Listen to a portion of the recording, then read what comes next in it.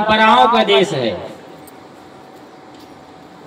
लेकिन इन सब भगवानों की पूजा करते हुए आदमी को आज शांति नहीं है, सुकून नहीं मिल रहा है, बेचैन है चित्त, परेशान है आदमी भीतर से। उसे जहां बताया जाता है वहां तक वो यात्रा कर लेता है। मुंबई के मुंबईया देवी से लेकर कोलकाता के काली माई तक वो पूजने जाता है। वहीं जम्मू कश्मीर से देखें तो वैष्णव देवी से लेकर यहाँ साउथ इंडिया में रामेश्वरम तक की यात्रा करता है। जैसी उनकी हैसियत होती है आदमी जाता है, तिरुपति बालाजी जाता है, मुंबई जाता है सिद्धि विनायक की पूजा करने के लिए, कहीं और कोई बड़ा नाम मिलता है तो वहां चले जाते हैं। अभी आपने देखा प्रयागराज महाकुंभ में गंगा मैया में स्नान करने गए थे, पवित्र त्रिवेणी संगम में करोड़ों की तादाद में इकट्ठे हो गए थे। कीड़े मकोड़ों की तरीके से लोग नजर आते हैं। यदि आप हेलीकॉप्टर से देखेंगे तो पैर रखने की जगह नहीं रही है। 29 जनवरी की तारीख रही है, मौनी अमावस्या का दिन रहा है। उसके बाद जो कुछ हुआ वो किसी को बताने की जरूरत नहीं है।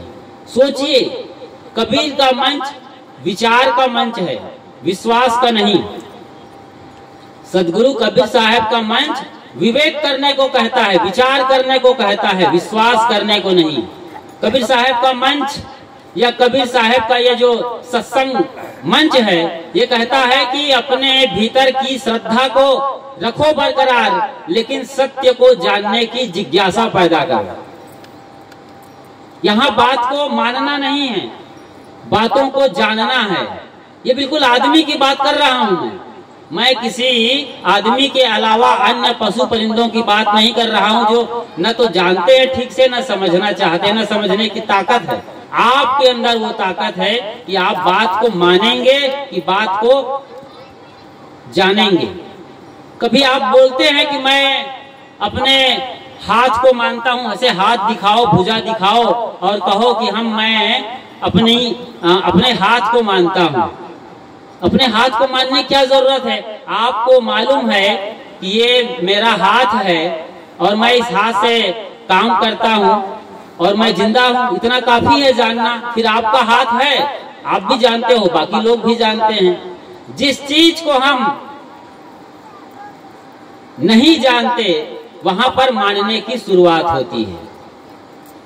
लोगों को बताया गया, तमाम महामंडलेश्वरों के द्वारा, वहां आए धर्माचार्यों और अखाड़ों के महंतों के द्वारा, और खास तौर से ब्राह्मण परंपरा के अंतर्गत जो ज्योतिषाचार्य रहे हैं, भविष्य वक्ता जैसे लोग होते हैं, नक्षत्र विज्ञानी, खगोल विज्ञानी, इन लोगों के जरिए ये बताया गया कि मौनी अमावस्या के दिन वहां पर रात के 2 बजे के बाद, यानी ब्रह्म मुहूर्त की बेला जब शुरू होती है, तो उस अवसर पर पवित्र संगम में स्नान करना अत्यंत फलदायी है, पुण्यदायी है।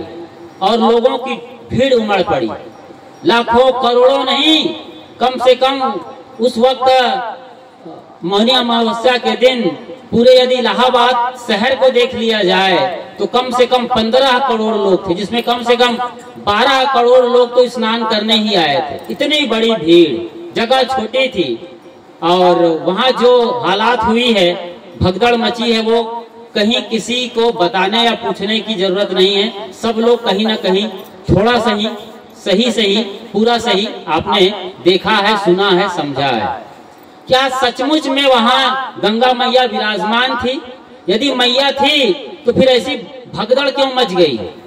यदि कोई वहां भगवान विराजमान है, 33 करोड़ में से त्रिदेव को ही मान लें, ब्रह्मा विष्णु महेश ही वहां पर विराजमान होते या आसमान से नजर रखे होते, तो कहीं ना कहीं इस बड़े हादसे को टाला जा सकता है। इसमें कहते हैं कई हजार लोग मारे गए होंगे। लोग अब तरह तरह की बातें कर रहे हैं। वहां इतनी भगदड़ मची कि लोग पैरों तले रौंदे जाने लगे, और प्रशासन ने अफरा तफरी में पुलिस और बाकी लोगों के साथ मिलकर लाशों को गंगा में बहा दिया। ये सच्चाई हो सकती है, मैं ये दावा नहीं कर रहा। लोगों की बात और बाकी चीजें जो आ रही है वो समझ में आती है कि इतनी तबाही मची वहां पर, कई जगह भगदड़ मची, मतलब लोगों को समझ में नहीं आया कि क्या होना चाहिए, क्या होना नहीं चाहिए। एक दूसरे पर चढ़ने लगे, किधर क्या है, किधर बस मौत मौत मौत, खुद को बचाना है। और सारे भगवान वहां पर देख रहे हैं, कोई भगवान बचाने नहीं आया। ये अभी अभी ताजा घटना है महाकुंभ की। दूसरी बात अभी कर लें, 2-4 बरस पहले आपके पूरे गांव ही नहीं, जिला ही नहीं, प्रदेश ही नहीं, पूरे भारतवर्ष में कोरोना का कोहराम मचा हुआ था। लोगों की लाशें निकल रही थी गांव से, लोग मारे जा रहे थे। हिंदू, मुस्लिम, सिख, ईसाई सारे लोग मारे जा रहे थे। कहीं से कोई पैगंबर नहीं आया कि मुसलमानों को बचा ले, कहीं से कोई क्राइस्ट जैसा आदमी नहीं आया, यूहन्ना यहोवा, कि वो ईसाइयों को बचा ले। और नहीं आपके यहाँ हरिद्वार से, ऋषिकेश से और हिमालय की चोटी से या कैलाश पर्वत से कोई भगवान आया कि कम से कम हिंदुओं को बचा ले। वेटिकन सिटी से ना तो होली वाटर बांटा गया पोप और पादरी के द्वारा, ईसाई सबसे ज्यादा मारे गए थे, कम से कम ईसाइयों को बचा लिए होते। वहीं मुसलमानों का जो अड्डा है सबसे बड़ा मक्का मदीना, वहां से कोई जमजम का पानी नहीं बांटा गया कि कम से कम मुसलमानों को बचा ले, जो 58 देशों में फैले हुए हैं और बड़ा आतंक मचाए हैं पूरी दुनिया में। जब देखो तब वो कट्टरपंथी होकर के जो तमाम सॉफ्ट कॉर्नर होते हैं वहां पर वो अटैक करते रहते हैं, हिंदुओं पर खास तौर से। लेकिन ऐसा कोई पैगंबर, कोई वहां पर खुदा अल्लाह ताला नहीं आया कि मुसलमानों को बचा सके। और ना तो आपके हिंदुओं की बात करें तो यहाँ हरिद्वार, ऋषिकेश, बनारस, अयोध्या, जो पवित्र भूमि है, और बाकी और जगहों से, मंदिरों से, देवालयों से, धार्मिक संस्थानों से कोई ऐसा नहीं निकल के आया देवता, भगवान या परमात्मा जो पवित्र गंगा जल पिला सके। पवित्र गंगा जल हिंदू कहते हैं, जमजम का पानी उसे मुसलमान कहते हैं, होली वाटर उसे ही ईसाई कहते हैं। कहीं से कोई लॉर्ड या गॉड नहीं आया, परमात्मा और परमेश्वर नहीं आया, और नहीं कहीं से कोई खुदा और अल्लाह आया। सोचिए जरा, आप मानते हैं, हम आपकी मान्यता का, आपकी परंपरा का, आपकी श्रद्धा का सम्मान करते हैं, लेकिन इतना ही सत्य नहीं है। सत्य को जानने के लिए आंख खोलना जरूरी है। अपनी आंख से देखने आना चाहिए, अपनी आंख से समझने आना चाहिए, चेतना जलाना चाहिए। कबीर साहब का पूरा फोकस, पूरा मंतव्य यही है। उनकी बीजक, उनकी जो मौलिक रचना है बीजक जिसका नाम है, उसको पढ़ेंगे तो साहब कहते हैं, जाग जाग जंजाली जीरा। और जागने का इतना पुरजोर संदेश देते हैं कि कबीर साहब की लाइन को ही वहां मेला में जो लोग सोए हुए थे आधी रात को, मौनी अमावस्या के, उनको जगाने के लिए कि कहीं भगदड़ ना हो जाए, लाउड स्पीकर में वहां पर जो मेला अधिकारी थे वो जगा रहे थे और कबीर साहब की बात दोहरा रहे थे, जो जागत है सो पावत है और जो सोवत है वो खोवत है। ये कम से कम घंटा 2 घंटा पहले ये जारी किया था कबीर साहब के लाइन को।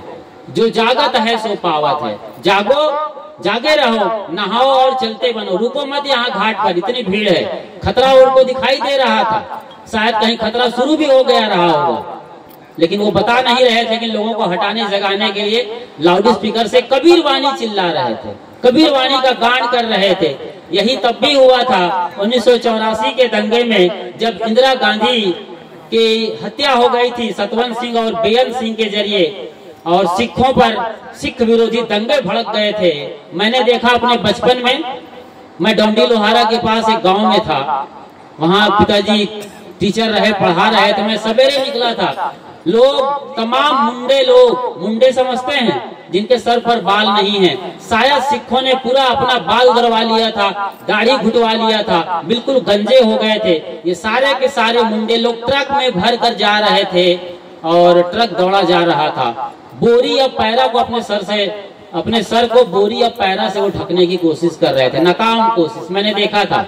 तो 84 का जब दंगा हुआ था, इंदिरा गांधी मारी गई थी अपने ही अंगरक्षकों के द्वारा, सिख विरोधी दंगे भड़के, तब उस जमाने में 84 की बात कर रहा हूं, अंदाजा लगाइए 24 चल रहा है, तो 40 साल पहले की ये बात है।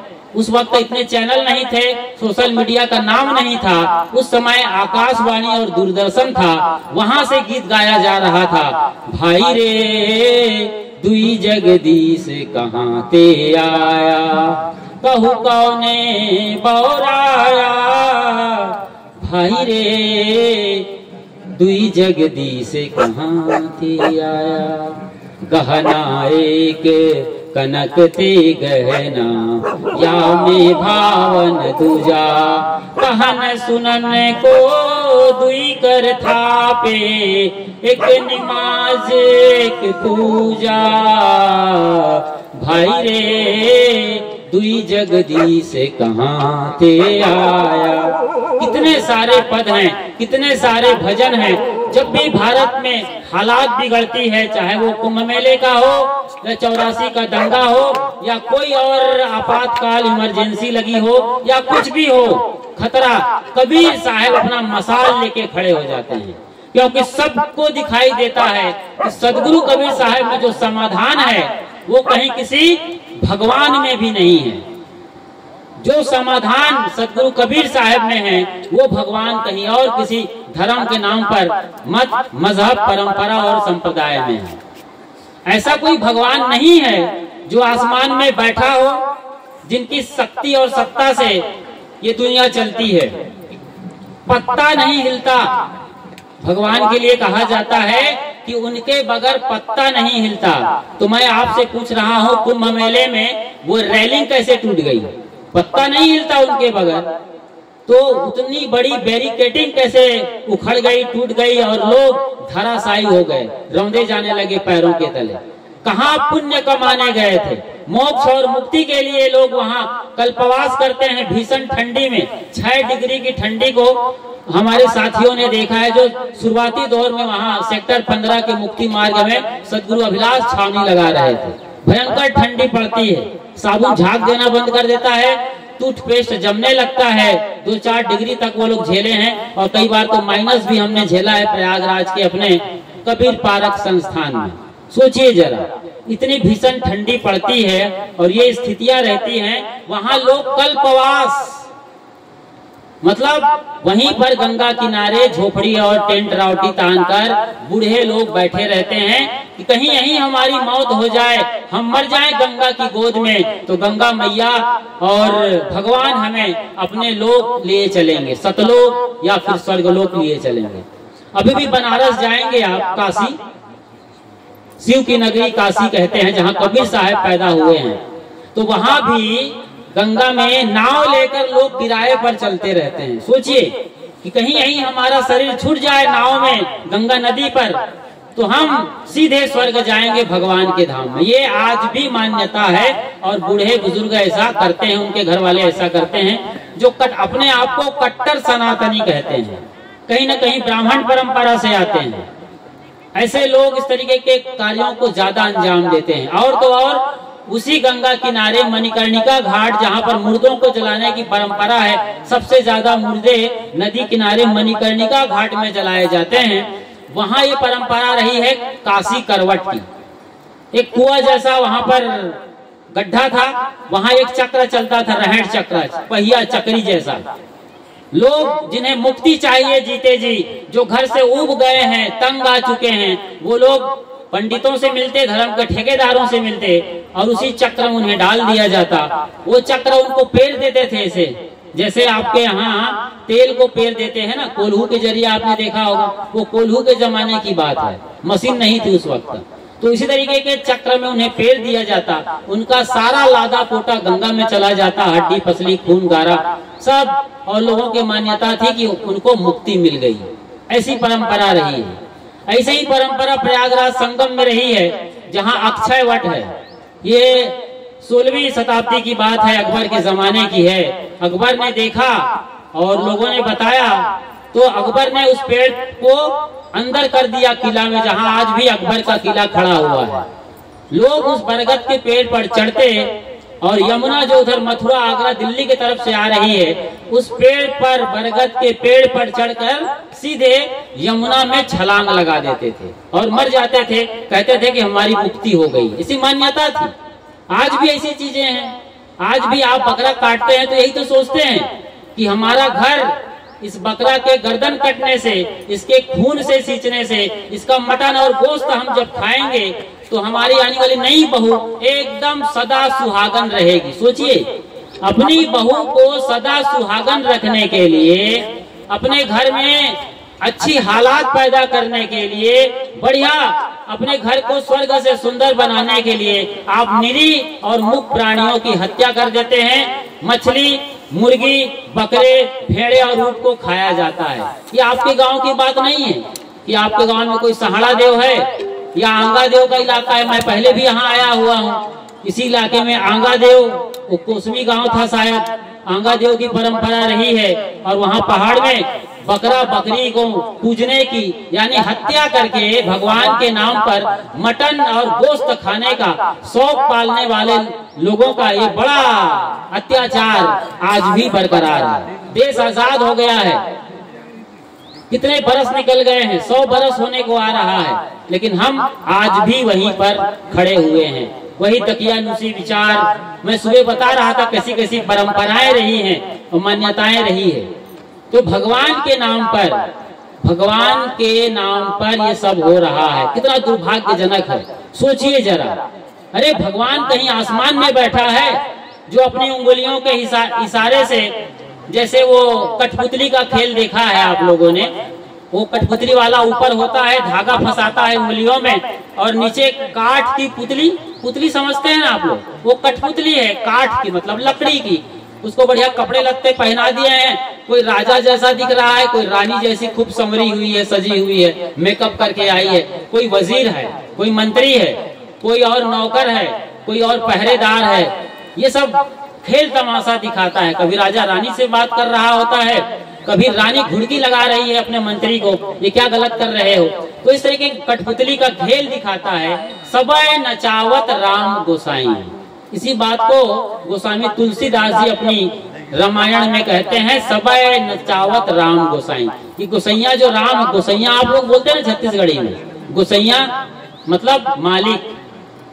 एक चरवाहा था, हल चला रहा था और बैल जब सही नहीं चलता था तो ये गुरुदेव जी ने, मैंने सदगुरु अभिलाष साहब की बात सुना रहा हूँ, वो हल नहीं चल रहा था या बैल तितर बितर भाग रहे थे, सही तरीके से लाइन से हल नहीं चल रहा था, तो खूब पीटता, बैलों के पीठ पर खूब मारता अपने उस सोटा से और कहता था तोर गोसैया मरे। बार बार वो तोर गोसैया मरे, तोर गोसैया मरे।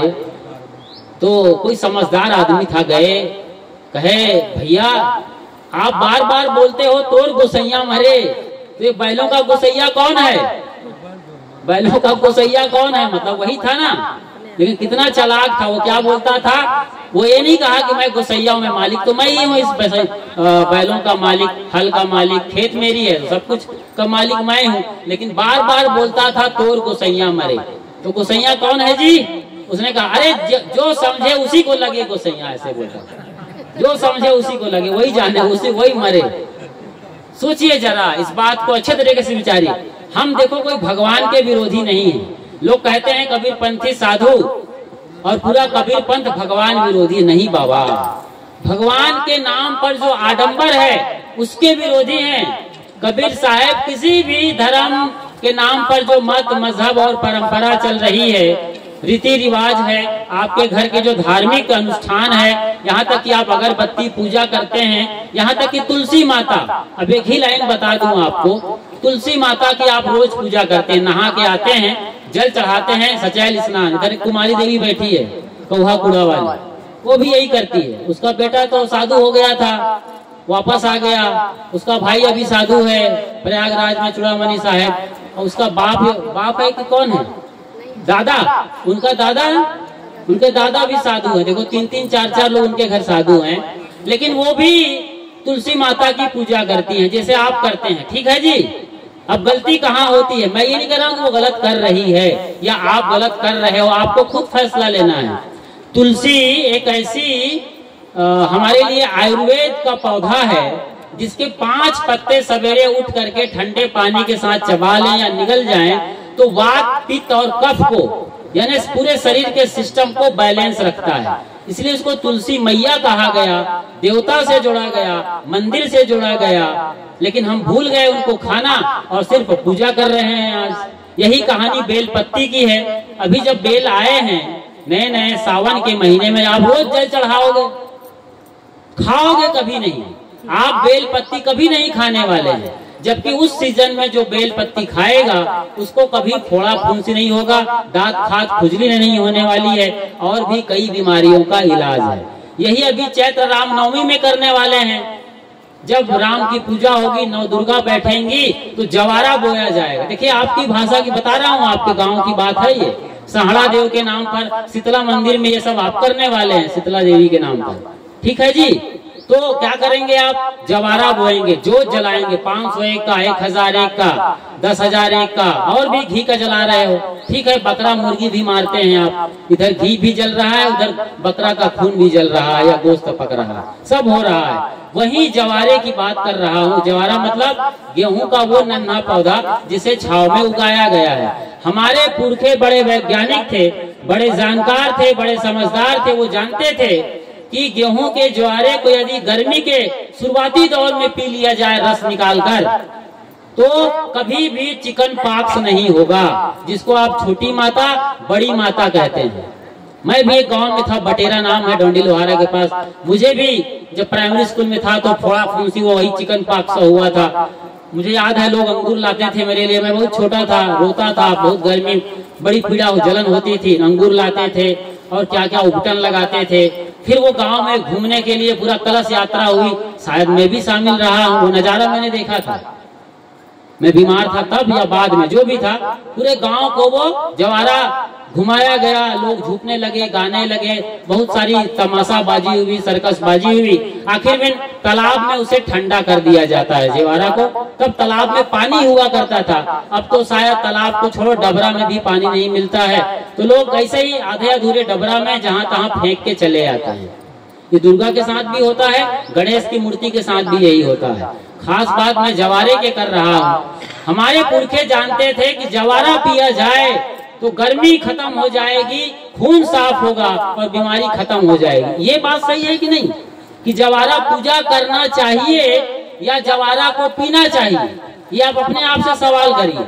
जवारा को पीना है, उस पवित्र प्राकृतिक जूस को पीना है, गेहूं के बारीक कोपलों के, कि हमें उसकी पूजा करके उसे गड्ढे में बहा देना है।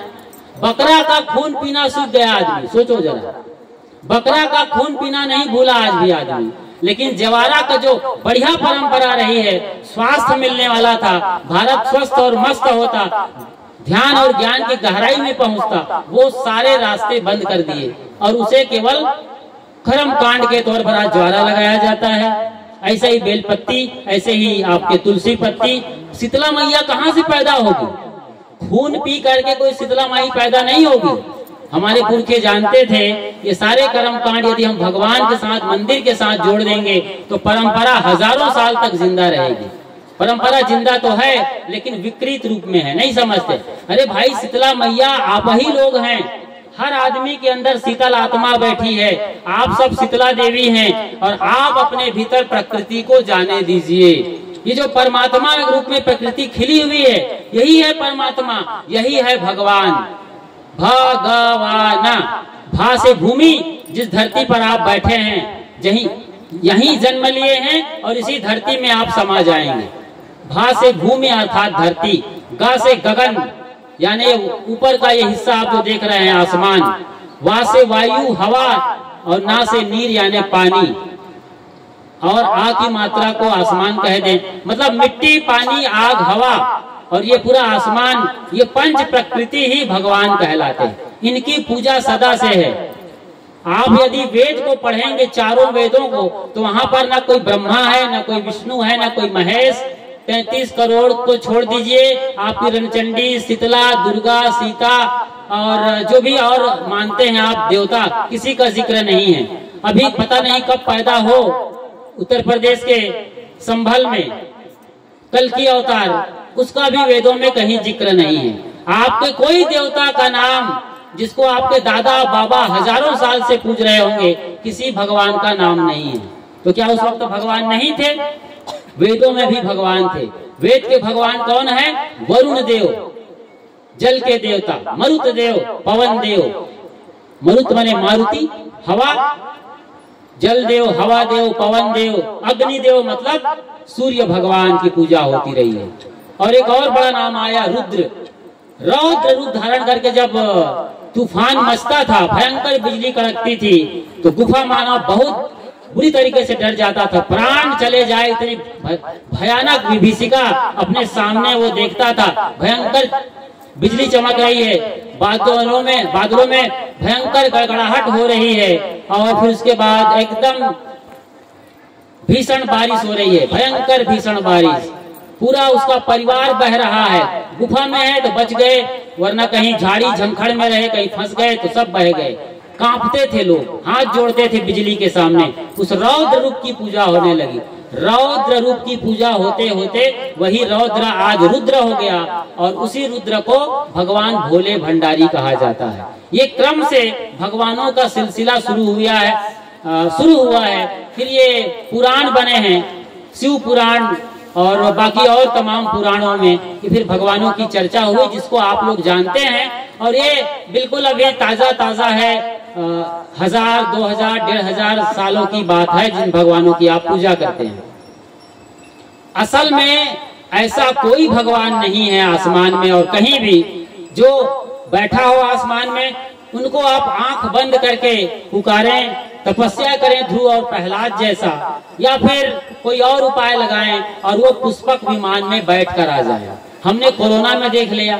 कोरोना में क्या कोई तो आदमी रहा होगा जो दिल से पुकारा होगा, कोई भगवान आया। अभी गंगा में कोई आया इस तरीके से बचाने के लिए, कोई तो अरे 12 करोड़ लोग गए थे स्नान करने के लिए मौनी अमावस्या में। 12 आदमी तो कम से कम ईमानदार रहे होंगे, जो सचमुच में भगवान को प्यार करते हैं, भगवान को समझते हैं और दिल से पुकारे होंगे। लेकिन ऐसा हुआ नहीं है। ऐसा होता तब तो कोई भगवान कहीं बैठा होता तब आता। भगवान तो आपके भीतर बैठा हुआ है, उसे आप जानते नहीं हैं। मानने की तो बात छोड़ दीजिए। वो भगवान कभी आपसे बाहर है, कभी आपसे अलग है, कभी जुदा हुआ है। 24 घंटे जो आपके साथ रहता है वही तो भगवान है। उसी भगवान की ताकत से मैं बोल रहा हूँ, वरना ये माइक, ये स्टैंड अपने आप बोल लेता, हमारी क्या जरूरत थी। इतना बड़ा आयोजन करने का, बढ़िया सामियाना, पंडाल, दरी, भोजन, भंडारा, ये पूरा खर्चा किया जा रहा है हजारों रुपए, इसकी क्या जरूरत थी। आपके भीतर भगवान बैठा है, वो सुन रहा है। मेरे भीतर भगवान बैठा है, वो बोल रहा है। इसी बात को आज अच्छी तरीके से समझना है। जब हम अपने माँ बाप में भगवान नहीं देख पाएंगे, अपने ही घर के अपने लोगों में, यहाँ की तक की पति पत्नी के अंदर भगवान नहीं देख पाएंगे, बच्चों के अंदर, बुजुर्गों के अंदर भगवान नहीं देख पाएंगे, तो भगवान हमें और कहाँ मिलेगा। न कोई मंदिर में, न मस्जिद में, न चर्च में, गिरजाघर, न ही गुरुद्वारा में, नहीं मिलने वाला है। वो मंदिर की दीवार है, वहाँ एक मूर्ति रखी हुई है, वो भी बताती है। मंदिर में आप जब जाते हैं तो केवल मंदिर की मूर्ति को आंख खोल के देखिए, कितना सौम्य चेहरा है, कितना सुकून से भरा हुआ उनका वो मस्तक चमक रहा है। चेहरा को देखिए ना, पूरे आंखें एकदम शांत है, जैसे आपको प्रेम से पी जाना चाहती हैं। किसी भगवान की मूर्ति को देखिए, ये क्या कहती है मूर्ति, वो यही कह रही है कि तुम भी मेरे जैसे हो जाओ। इतने सौम्य, इतने भीतर से सुकून और प्रेम प्यार से भरे हुए चित्त के। फिर देखो भगवान आपके अंदर प्रकट होता है कि नहीं। भगवान आपके भीतर बैठा हुआ है, सोया हुआ है। आपके भीतर का कबीर सोया हुआ है, आपके भीतर का बजरंगबली सोया हुआ है, आपके भीतर के ब्रह्मा विष्णु महेश सोए हुए, उसको जगाओ। जगाने के लिए जागरण का नाम ही सत्संग है। इतना बड़ा आयोजन किया जा रहा है। भगवान भग्न कर दिया जिसने अपने वाण को, अर्थात जो अपने बंधनों को तोड़ देता है, छिन्न भिन्न कर देता है। भगवान के नाम पर जो मायावी खेल चल रहे हैं, उस माया से बाहर जो निकल आता है वही भगवान को जानेगा, समझेगा। माइक वाले इधर आइए, साहब जी को माइक लगा। ये आ जाओ, चलो चलो साहब जी यहीं आ जाइए, इधर आइए, आइए। हेलो,